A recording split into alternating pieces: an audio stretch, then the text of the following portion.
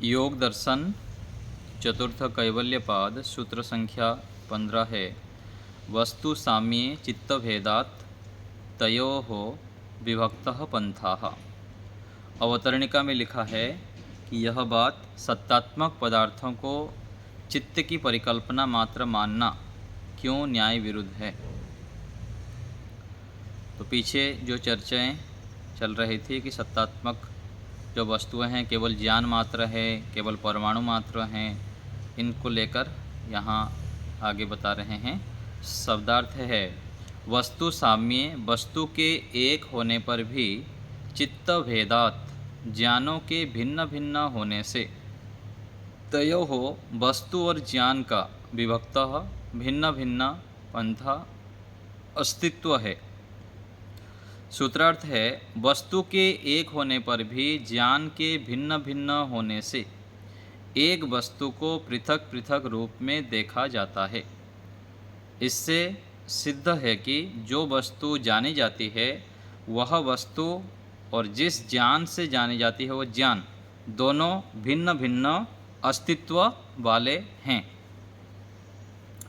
तो संसार में अनेक प्रकार के पदार्थ हैं और एक पदार्थ के विषय में भिन्न भिन्न प्रकार की मान्यताएं, ज्ञान यहाँ हम देखते हैं। तो यहाँ ऋषि हमको बताना चाह रहे हैं कि सृष्टि को देखने की नज़रिया जो हमारे पास हैं उसको हम बदल सकते हैं, अथवा एक वस्तु को लेकर भी व्यक्ति अलग अलग प्रकार से सोच सकता है। और इसीलिए जो हम सोचते हैं और जो वस्तु है दोनों की अस्तित्व अलग अलग है। ज्ञान अलग है, वस्तु अलग है।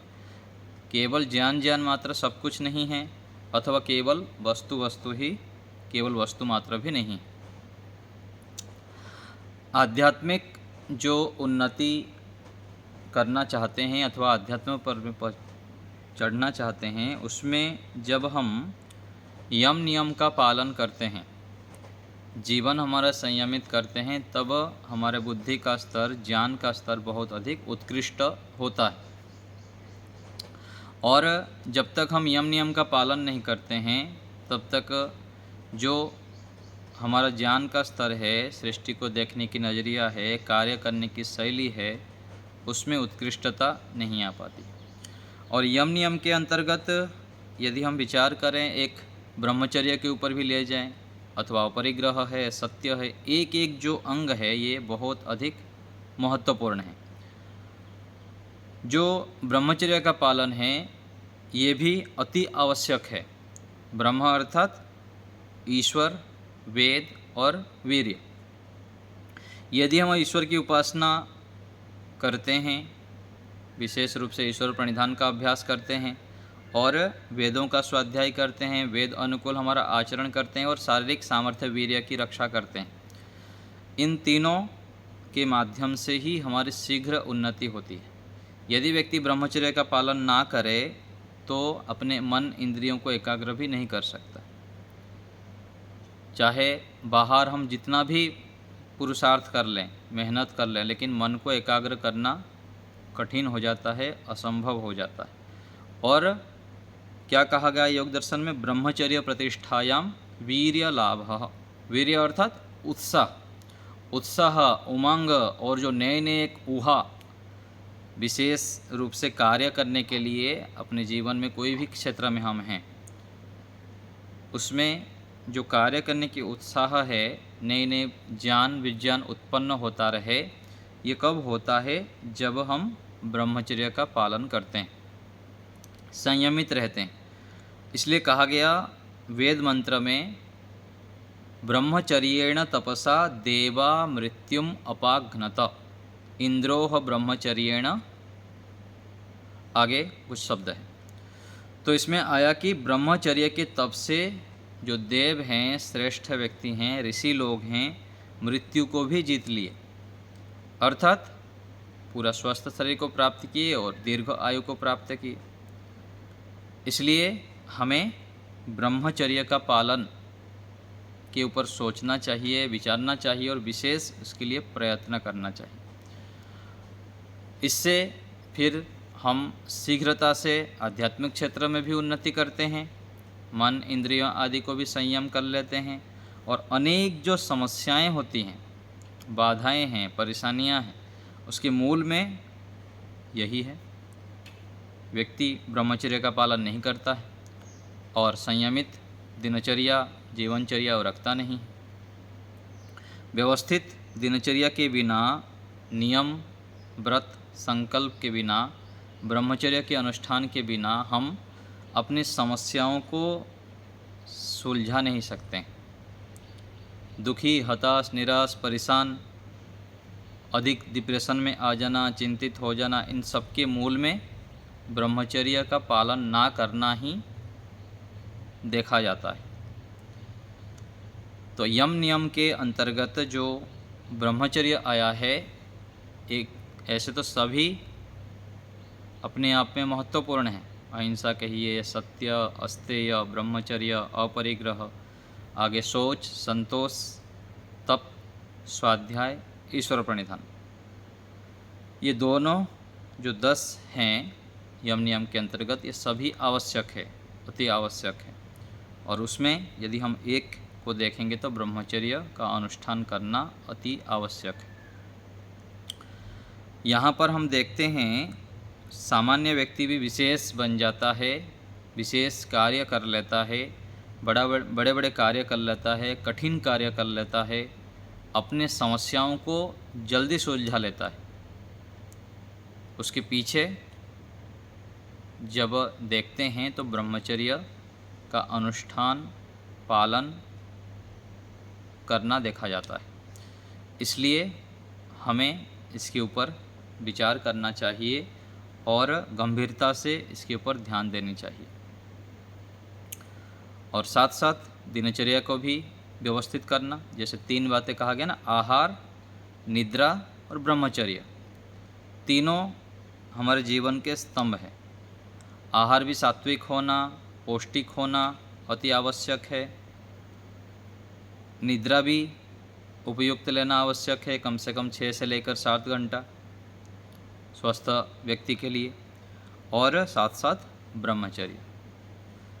तो आहार यदि ठीक होता है, निद्रा यदि हमारे ठीक है और ब्रह्मचर्य का पालन है, तो हम आगे किसी भी क्षेत्र में जो बढ़ना चाहते हैं, उपलब्धि प्राप्त करना चाहते हैं, वो शीघ्रता से प्राप्त कर लेते हैं।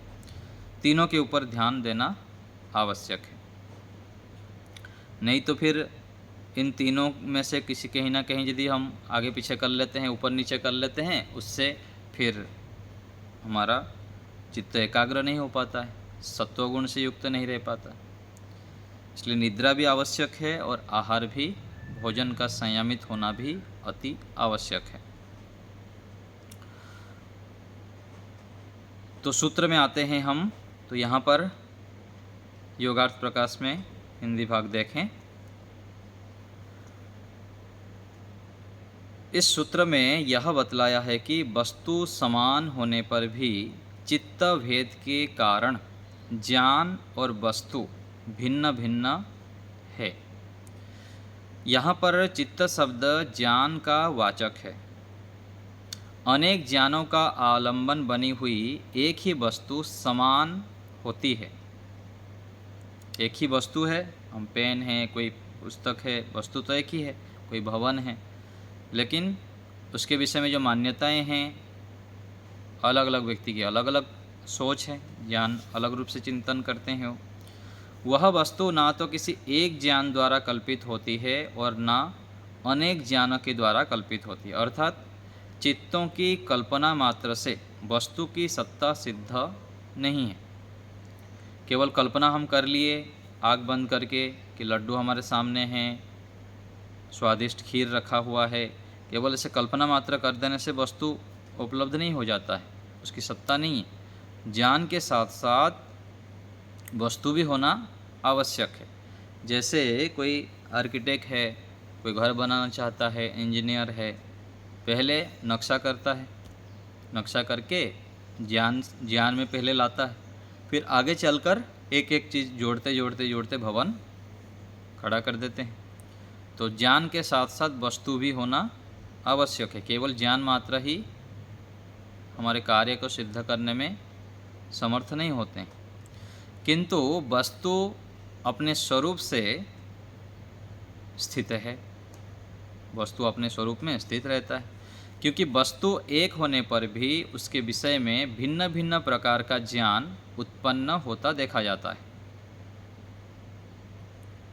जैसे किसी एक व्यक्ति को देखने से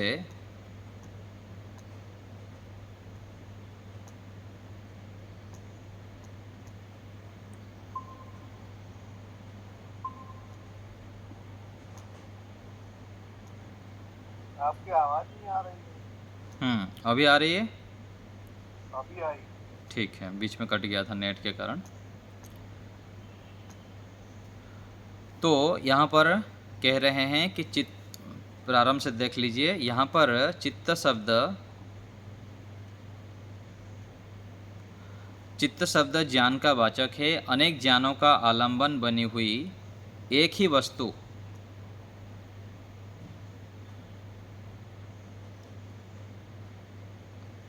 अभी आ रही है आवाज़ आपको? जी जी आ रही है। यहाँ कुछ बिल्कुल नेट, चली गई, फिर से आ गई।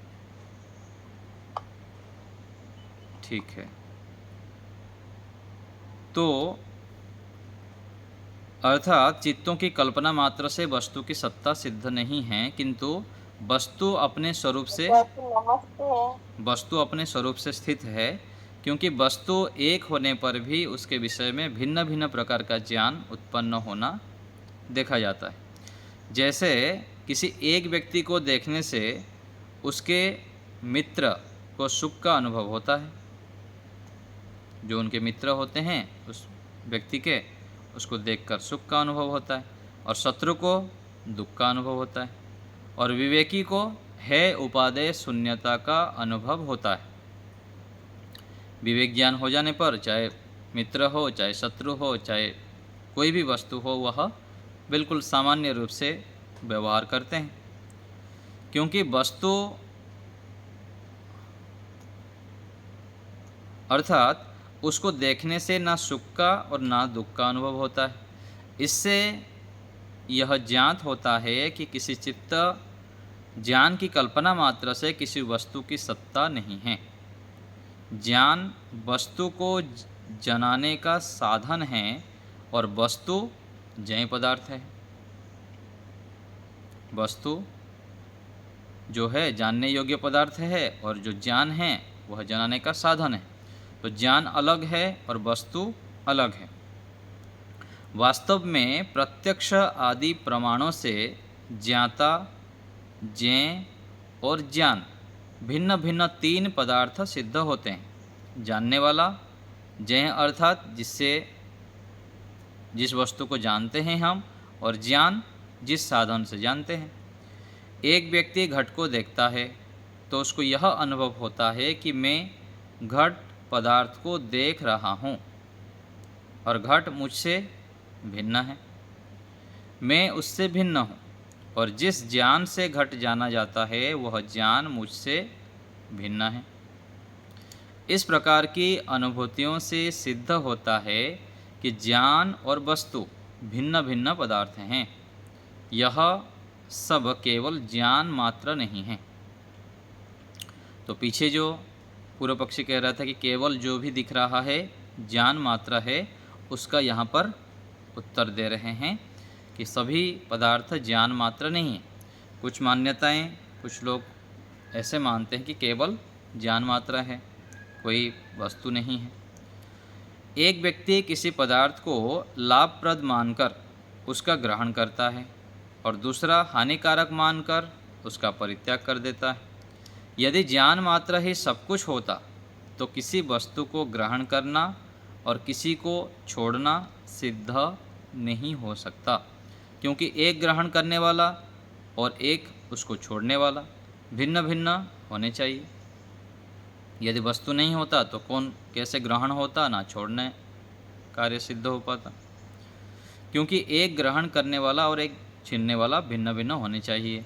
कोई भी व्यक्ति न स्वयं को ग्रहण कर सकता है और ना छोड़ सकता है। इसलिए ज्ञान वस्तु से भिन्न पदार्थ है और वस्तु ज्ञान से। तो ये हमको अच्छे प्रकार से समझना चाहिए कि जो भी बाह्य वस्तु हैं हमसे पृथक हैं और हमको उसका ज्ञान होता है। संसार में यह देखा जाता है कि जहाँ पर किसी पदार्थ की प्राप्ति होती है वहाँ 3 पदार्थ होते हैं। एक प्राप्त करने वाला प्रापक, दूसरा प्राप्य पदार्थ जिसको वह प्राप्त करना चाहता है, और तीसरा साधन ज्ञान आदि जिससे हम जानते हैं अथवा प्राप्त करते हैं। जिससे प्राप्त करने योग्य को प्राप्त किया जाता है, ये साधन है। इससे 3 पदार्थ सिद्ध होते हैं। इसको ऐसे भी कह सकते हैं कि एक साधक है, दूसरा साध्य है और तीसरा साधन है। इन तीनों को स्वीकार किए बिना मानव का ना कोई व्यवहार सिद्ध होता है और ना मोक्ष रूपी मानव जीवन का जो लक्ष्य है वो प्राप्त होता है। इसलिए जीवन को सफल बनाने के लिए वेद में 3 पदार्थों को भिन्न भिन्न रूप में बतलाया है। तो ईश्वर, जीव, प्रकृति 3 पदार्थ हैं। साध्य, हम साधक हैं। हमारा साध्य क्या है? दुखों से छूटना, पूर्ण सुख की प्राप्ति करना, मोक्ष को प्राप्त करना, ये साध्य है। और जो भी बीच में कार्य करते हैं उस साध्य को लक्ष्य बनाकर साध्य की प्राप्ति के लिए जो हम साधनों को, जिस उपायों को अपनाते हैं वो क्या है? साधन है। तो ये संसार और जितने भी संबंध है ये सब क्या है? साधन है।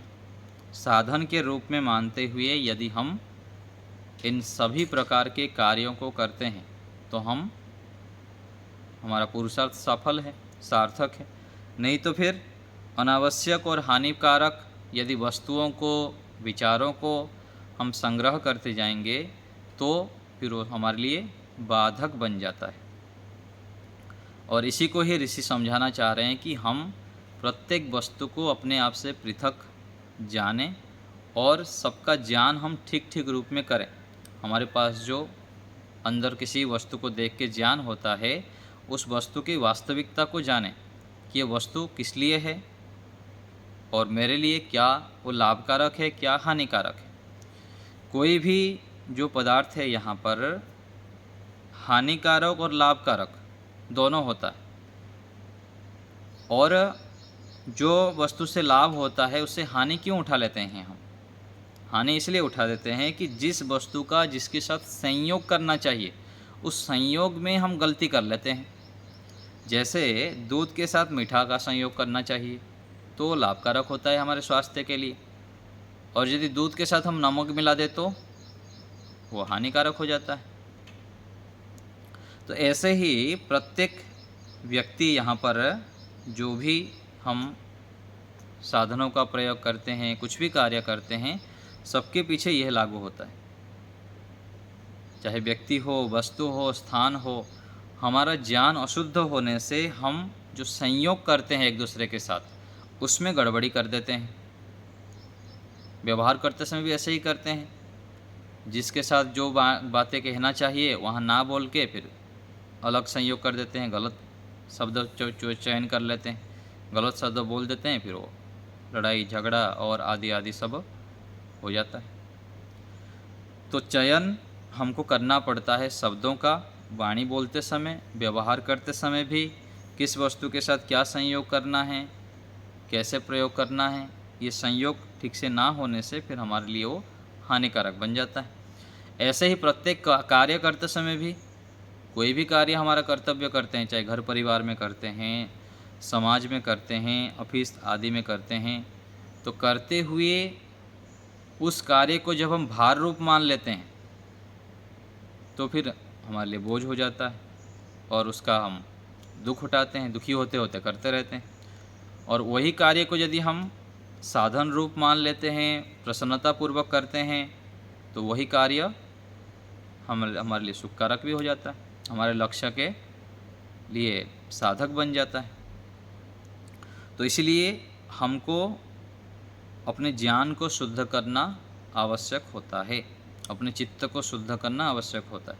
जब तक हम अपने ज्ञान को शुद्ध नहीं करते हैं, चित्त को पवित्र नहीं करते हैं, स्थिर नहीं करते हैं, तो ऐसे हम गड़बड़ी करते रहेंगे। जिस जगह पर जो संयोग करना चाहिए, जिसके साथ जैसे व्यवहार करना चाहिए, वहाँ पर चूक कर लेंगे, ठीक नहीं कर पाएंगे, और उसके फलस्वरूप हमें दुख होता रहेगा। और जितना जितना हम नियमों का पालन करेंगे और ज्ञान को शुद्ध करते जाएंगे, धीरे धीरे उसमें सुधार करते जाते हैं, और सुधार करते करते करते फिर वस्तुओं को यथार्थ रूप में जान पाते हैं, और उससे हम अपना लाभ उठा पाते हैं। तो इस रूप में हमको यहाँ समझना चाहिए कि वस्तु जो है, वस्तु अपने स्वरूप में है, और हमारे पास ज्ञान जो होता है वस्तुओं का, उसको हमको ठीक करना पड़ता है। दोनों का सत्ता पृथक है। इन सत्ता को पृथक जानते हुए सभी पदार्थ जितने भी संसार के हैं, उनके यथार्थता को हम सोचें, विचारें, वास्तविकता को जानें, तब हम उससे अपने प्रयोजन को सिद्ध कर सकते हैं। तो अभी आप लोग को कुछ पूछना हो तो बताइए।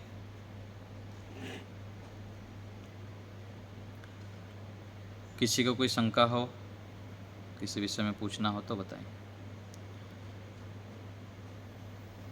आचार्य जी, तो चाय के साथ नमक नहीं ले सकते क्या?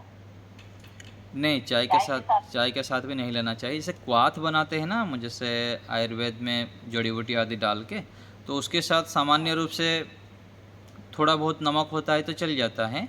सीधा दूध के साथ नहीं लेना चाहिए, दूध के साथ विरोध होता है, हानिकारक होता है। चाय में दूध होता है, वो दूध है, लेकिन वो थोड़ा प्रोसेस अलग हो जाता है उसमें। ऐसे तो चाय पत्ती जो है जहर है, चाय पत्ती अपने आप में जहर होता है और वो स्लो पॉइजन रूप में कार्य करता है। चाय तो पीना ही नहीं चाहिए, ये तो अंग्रेजी द्वारा षड्यंत्र रच के हमको ये नशा में डाल दिया गया है। चाय पत्ती के बदले में हमको उसका विकल्प रूप में जो पतंजलि का दिव्योपेय है, अथवा कोई आयुर्वेदिक पात होते हैं ना, चूर्ण होते हैं, उसको मिला के पी सकते हैं।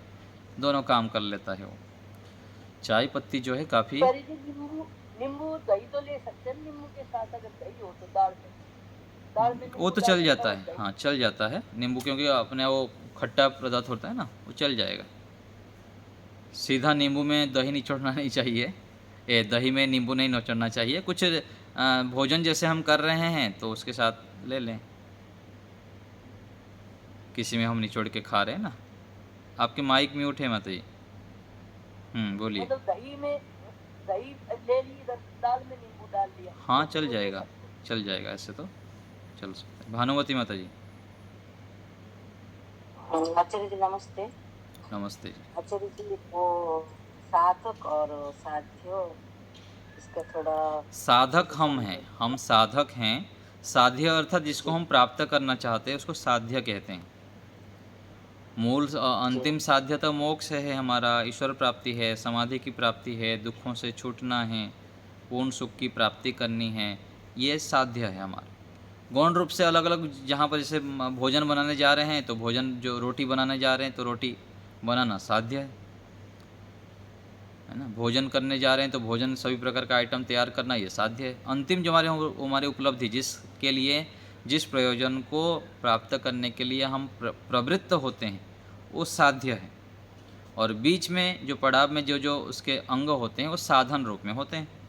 जैसे चकला है, गैस है और गेहूँ है, ये सब साधन हैं।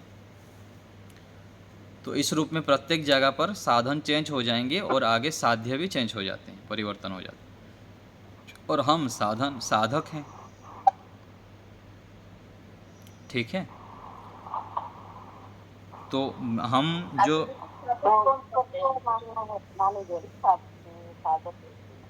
हाँ जी, ईश्वर को मानेंगे साधक। ईश्वर साध्य है, ईश्वर साध्य है, हम साधक हैं। और यम नियम आदि जितने भी श्रेष्ठ कार्य है, ये साधन हैं। इन साधनों के माध्यम से हम साध्य को प्राप्त कर सकते हैं। ठीक है। तिरुमल जी क्या कह रहे थे? आचार्य जी, शरीर साधन है ना, आप बता रहे थे। हाँ, शरीर साधन है। अलग अलग जगह पर अलग अलग हम साधन चेंज हो जाएंगे, साध्य की दृष्टि से जब देखेंगे ना। तो संसार से लेकर शरीर तक मोक्ष प्राप्ति में साधन है। ठीक है ना। तो जिस लक्ष्य को लेकर कार्य कर रहे हैं उसके बीच में जो जो पड़ाव से हमारे कार्य को सिद्ध करने में जो सहयोगी बनेंगे वो साधन है। जी निर्मला माता जी बोलिए। नैमित्तिक गुण क्या होता है आचार्य? नैमित्तिक गुण नैमित्तिक अर्थात जो ऊपर से आते हैं। कहाँ, मतलब जैसे अपने नैमित्तिक जैसे गुण, हम कोई चीज हाँ नहीं, जैसे जैसे आत्मा मनुष्य में जो है ना, छोटे बालक है, छोटे बालक सामान्य रूप से जो है उनके पास स्वाभाविक रूप से तो थोड़ा बहुत है जो इच्छा द्वेष प्रयत्न सुख दुख ज्ञान है। नैमित्तिक रूप में सारे चीज़ें हमको जो भी ज्ञान होता है नैमित्तिक रूप में होता है। यदि उसको छोड़ दिया जाए, कुछ भी सिखाया ना जाए तो ऐसे ही नंगा पड़ा रहेगा बच्चा। फिर धीरे धीरे उसको बिठाते हैं, खड़े करते हैं, बोलना सिखाते हैं, चलना सिखाते हैं, एक एक जिसको जो जितना भी सीखते हैं हम सब नैमित्तिक रूप में हैं। और ऐसे ही व्यक्ति दुर्गुणों को भी सीख लेता है। ऐसे बैठा हुआ है, बैठ के ऐसा ऐसा हिलाता रहता है हाथ, तो ये दोष क्या है? ऐसे किसी कारण से उसके अंदर दोष आ गया, यदि कोई बताए नहीं तो ये दोष नैमित्तिक रूप में चलता रहेगा। और कोई उसको बताए कि ऐसे नहीं करना चाहिए तो फिर दोष छूट जाता है, क्योंकि नैमित्तिक रूप में जो आता है हमारे पास वो सब दूर किया जा सकता है। जैसे भी हमारे पास जितने भी दुर्गुण हैं, दोष है, क्लेश हैं, ये सब नैमित्तिक रूप से आया है कई कारणों से। माता पिता के कारण, पूर्व जन्म के हमारे संस्कारों के कारण, इसी जीवन में माता पिता, गुरु, आचार्य, साथी, मित्र, सखा, टीवी, न्यूज आदि सभी जगह से देखते देखते देखते देखते हम अच्छाई को भी संग्रह किए हुए हैं जितने, और बुराई भी संग्रह किए। और जो नैमित्तिक रूप में बुराई हमारे पास आया है, प्रयत्न करके उसको हम हटा सकते हैं, दूर कर सकते हैं। और इसके साथ ये तो दोष हो गया। बीमारी भी ऐसे ही है, कोई भी ऐसे बीमारी नहीं है जिसको हम दूर नहीं कर सकते हैं, क्योंकि नैमित्तिक रूप में आया है। नैमित्तिक रूप में गलत खान पान है, गलत विचार है, संयमित जीवन के अभाव में कई कारणों से हम नैमित्तिक रूप में अपने शरीर को अस्वस्थ कर दिए। यदि उसका उपाय किया जाए, यथार्थ रूप में जो वैद्य हैं, जो जानकार है, उनके मार्गदर्शन में चला जाए, विशेष प्राणायाम आदि का अनुष्ठान किया जाए, तो फिर वो रोग हट जाएंगे। तो नैमित्तिक अर्थात बाहर से जो आया हुआ है तो उसको हम हटा सकते हैं, चाहे रोग हो चाहे कोई भी वस्तु ये हो, उसको हम हटा सकते हैं। तो एक तो है नैमित्तिक और एक होता है स्वाभाविक। स्वाभाविक जो है वो स्वभाव सदा रहता है ना। जैसे सुख प्राप्ति की इच्छा हमारा स्वाभाविक है, दुख से बचने की इच्छा, हाँ दुख से बचने की इच्छा हमारा स्वाभाविक है। ऐसा कोई व्यक्ति नहीं कि उसको दुख अच्छा लगे, डंडा में पिटाई करे, उसको पीटो पीटो ऐसे बोले उसको, ऐसा नहीं हो सकता है, क्योंकि दुख से हटना सब लोग चाहते हैं। ठीक है, चलिए और कोई बात? थोड़ी देर के लिए ध्यान का अभ्यास करते हैं, सीधा बैठ जाएंगे। परमात्मा का स्मरण, शरीर को बिल्कुल स्थिर करेंगे।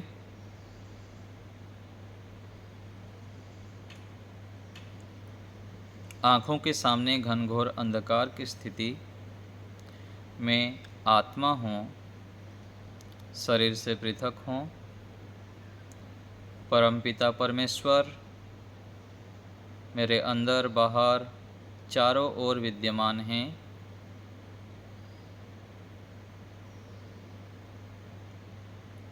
परमात्मा की महती अनुकंपा से मुझे ध्यान करने का सुअवसर प्राप्त हुआ है।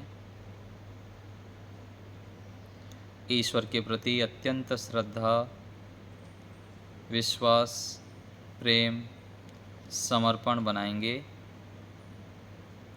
प्रभु आप ही मेरे हैं।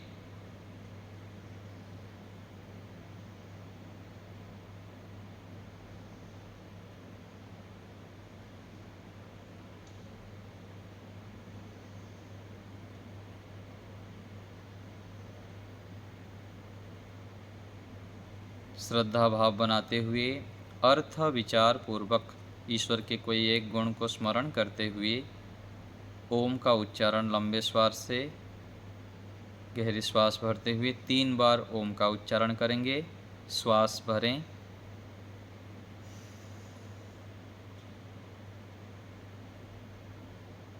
ओ।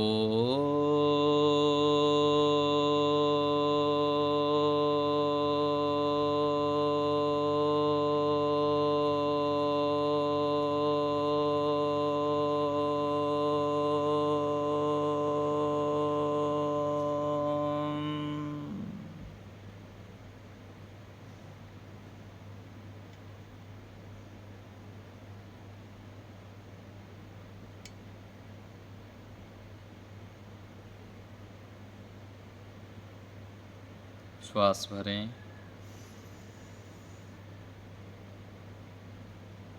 ओ।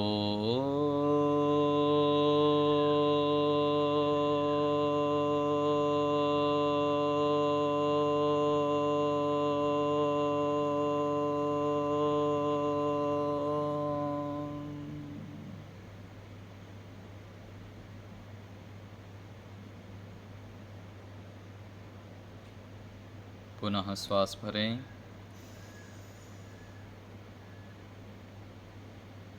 ओ।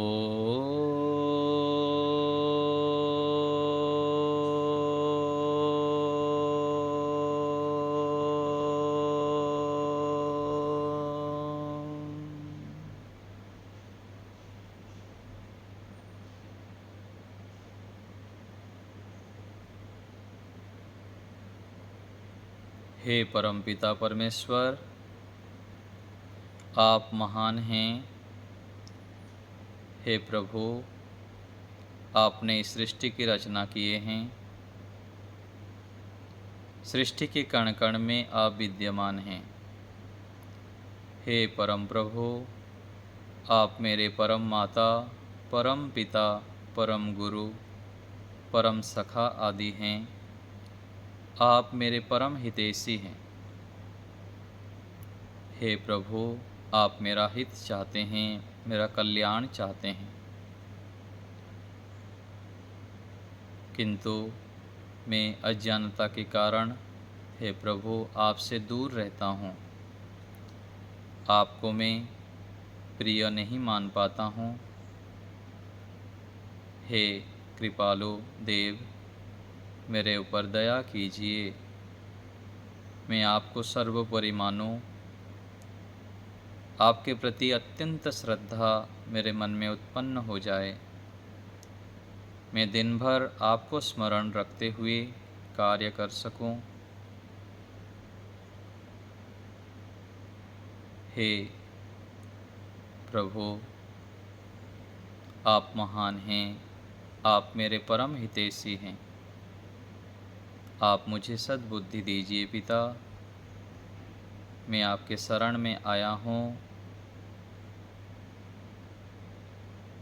मुझे ज्ञान दीजिए, बल दीजिए, आनंद दीजिए प्रभु। आप मेरे हैं, मैं आपका हूँ पिता। आप मेरे ऊपर कृपा कीजिए, दया कीजिए, अनुग्रह कीजिए। आपसे विनम्र प्रार्थना है।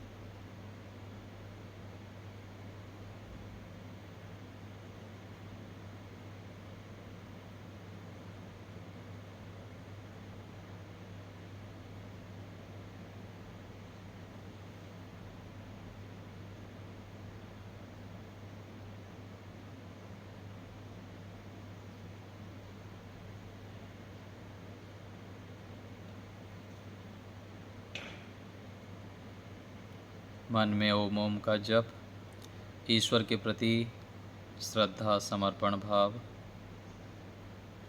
प्रभु आप ही मेरे हैं,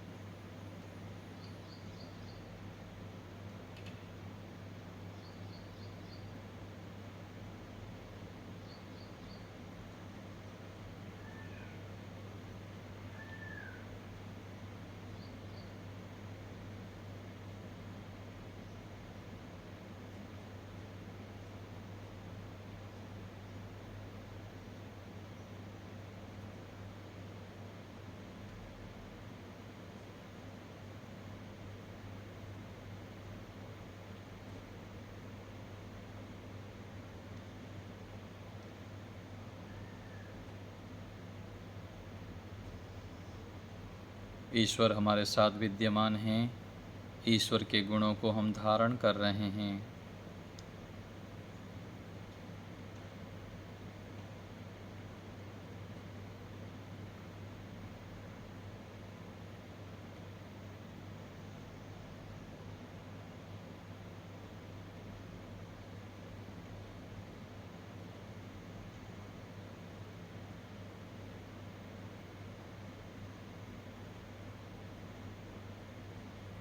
अब हम पुनः 3 बार ओम का उच्चारण करेंगे।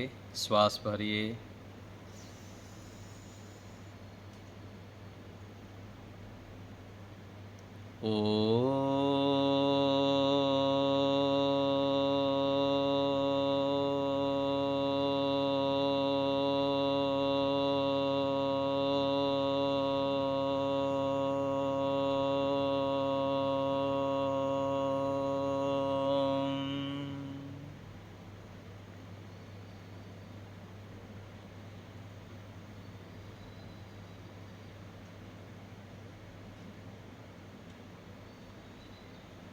श्वास भरें,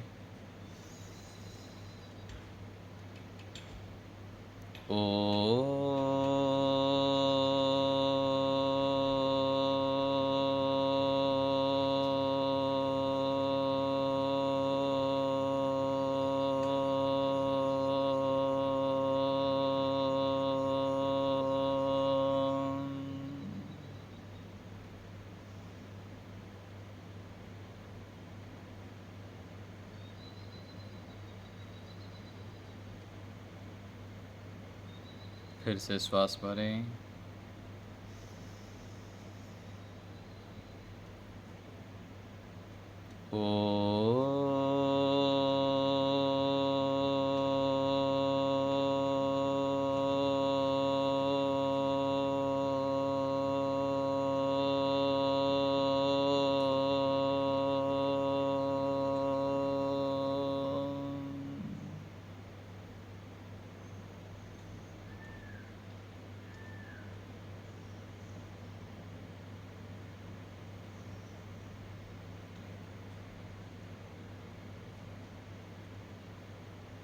विराम की ओर चलेंगे। ईश्वर को धन्यवाद देंगे। हे परम प्रभु, आपका बहुत बहुत धन्यवाद। आपके दिए साधनों से, सामर्थ्य से, अवसर से हम आपके सानिध्य में बैठ पाए। आप महान हैं प्रभु।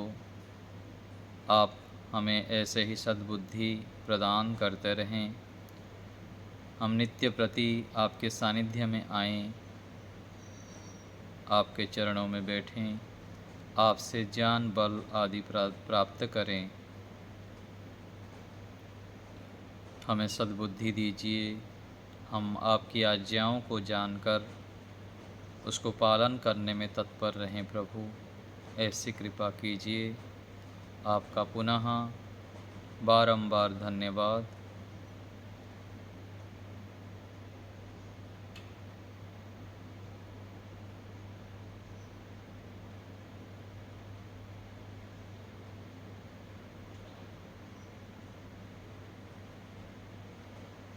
ईश्वर के चरणों में कृतज्ञतापूर्वक नतमस्तक होते हुए धन्यवाद देंगे।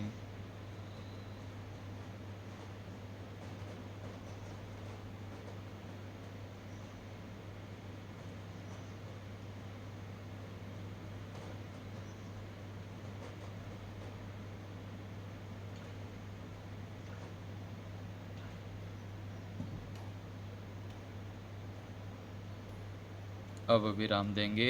धीरे धीरे हाथों को घर्षण करते हुए